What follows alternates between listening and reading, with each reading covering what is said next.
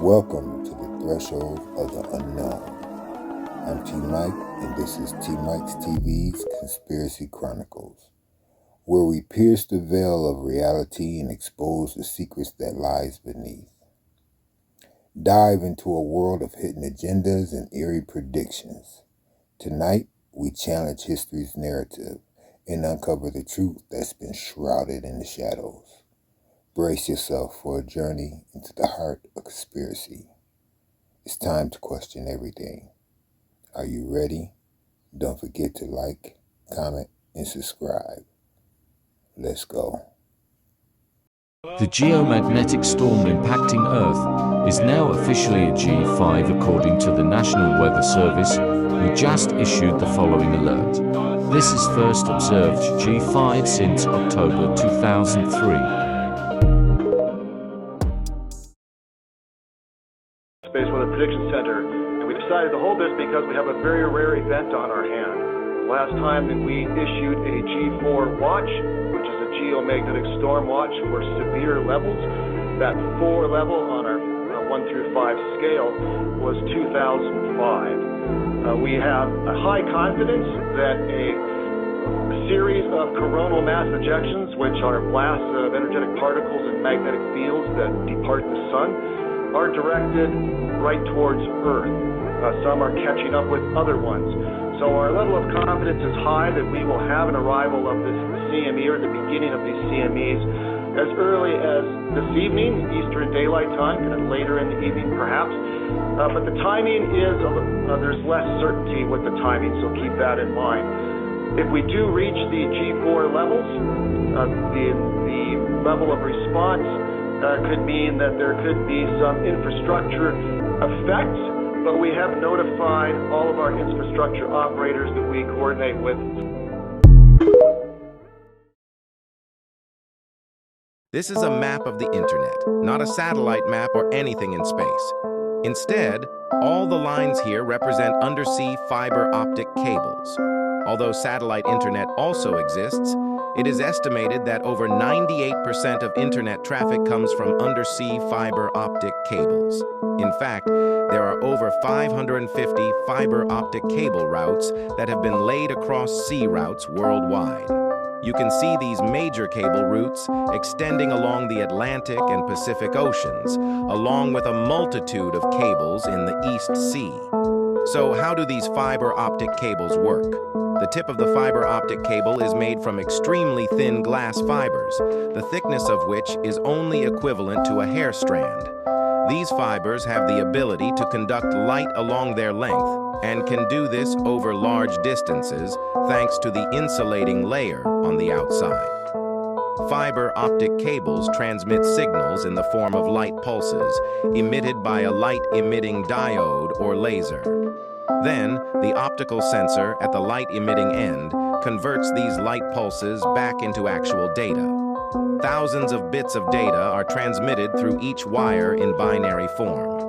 The undersea fiber optic cable system is often preferred over satellite transmission because of its high speed and reliability, and it rarely breaks down.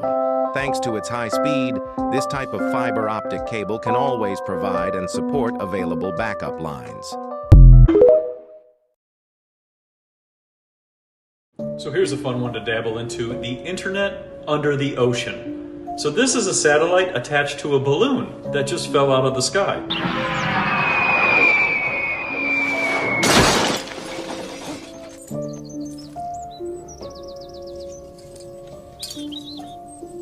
So when you think of the internet going through satellites, it's actually comedy. Now let me show you why. So here we go. Does the internet work underwater? About 99% of all intercontinental internet traffic goes through submarine cables. The ocean? These satellites are a great solution for connectivity, but don't have the infrastructure to represent a significant amount of global capacity. So those satellites attached to balloons will not provide us the internet, but these submarine cables are hooked up to the cell phone towers? So in case anybody wants to see the map, here's all the wires running through the ocean. The real question is who put them all there? And this one just takes the cake. High-speed internet on the ocean from Starlink. So your satellite with a balloon will be connected to your boat, which will connect through the ocean. Flat earthers might be onto something here. Did you know that underwater sea cables account for 99% of our communication? Well, they do. And if we look at the map of underwater sea cables, we find something quite bizarre. Australia, South America, and Africa have no direct connecting cables apart from one. Why is this bizarre? Well, let's take a look at the flat Earth map. These three continents are the furthest away from each other, so far away that it would be ridiculous to even connect them when they can run through the center of all continents. And what about the odd one out? The little bit of connecting cables from South America to Africa? Well, you see, if we look back at the flat Earth map, it actually shows that the two regions that connect this line of sea cables are extremely close at those 2 points. So it makes sense to have cables running through. This same concept goes for flight paths and emergency stops. Many of them don't make any sense on a globe Earth map, but make complete sense according to the flat Earth one. So, do the flat earthers have a valid point here, or are you still not convinced? Yet. June 6th, there will be an earthquake, and I've been saying that for 3.5 years. June 6th? Of this year? I think there's going to be an earthquake that hits LA. In June 6th? Yeah. Maybe even a little earlier, but yeah, I think... Is that why you're in Texas? Yeah, actually, that's a big reason. Are you serious? You know, they kept... I'm dead serious. Everybody thinks like I moved to Texas just because for tax reasonings. No. When I was 3.5 years ago, I was fighting in Dallas, Texas, before I fought Luke Campbell and won the WBC title. And I knocked him out with a body shot. But before that, I was feeling like it's the same type of feelings I'm feeling right now. And I looked outside the window and God says, move here. I just felt God hit my spirit in. And when I say God spoke, I don't say like, hello, Ryan. Oh, like, you know what I mean? I'm not saying That's not the God's voice. Yeah. So there's this huge crack that just popped up in the Yellowstone volcano, and it's got everyone talking like it's the end of days for the states and a massive game changer for the planet. Just a few days ago, scientists have noticed a massive fissure that is over 62 miles long that opened up out of nowhere. Shortly after, they also started to notice that the magma in Yellowstone has risen by 1.5 inches, which has never happened before. This new magma replaces old magma, and when this reservoir gets full enough and the pressure gets high enough, it can trigger an eruption. What's even more terrifying is the geysers have been more active than ever around Yellowstone. The world's tallest geyser there is going off like there's no tomorrow, breaking records left and right. Then there's the Excelsior geyser, which had been chilling since *57, decides to throw a party and start erupting again. Plus, the earthquake vibes have been off the charts, with over 100 shakes in just a month. NASA's got their eyes on it, and scientists from all over are betting on an eruption by 2024. They're throwing around solutions, but it's all up in the air. But before continuing, did you know that if you click on share, then on more, and a blue radio app appears, it means your phone is being tracked by someone?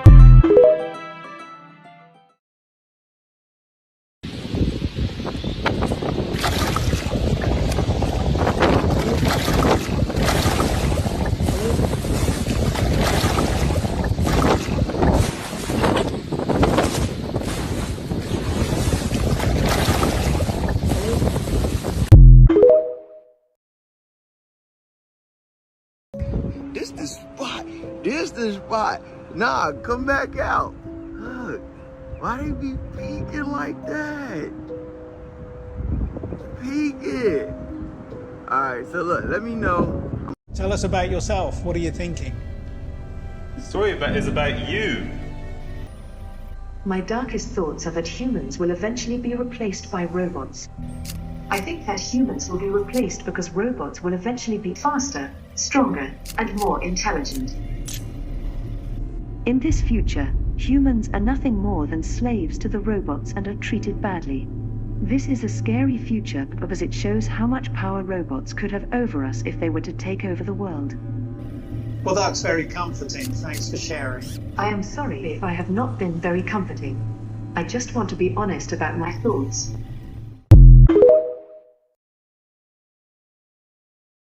Maybe it's just me, but has anybody ever felt like it was something sketchy about this little thing up in the sky? Well, since we in North America, let's check what the God of the Bible got to say about the moon. And God made two great lights, the greater light to rule the day and the lesser light to rule the night. NASA said that junk damn near 238,900 miles away. But not this map of the moon. This is from the Andreas Allgemeiner Atlas from 1881. NASA ain't even have a map of the moon till 1962. Then 7 years later, apparently, they took Apollo 11 to the moon. But some ain't right though. Let's look at the map from 1881 before NASA even created a map. Let's go ahead and take a look at the mountain ranges that are supposedly on the moon. The first one is the Alpine Mountains, which is Latin for Alps, which is in Europe.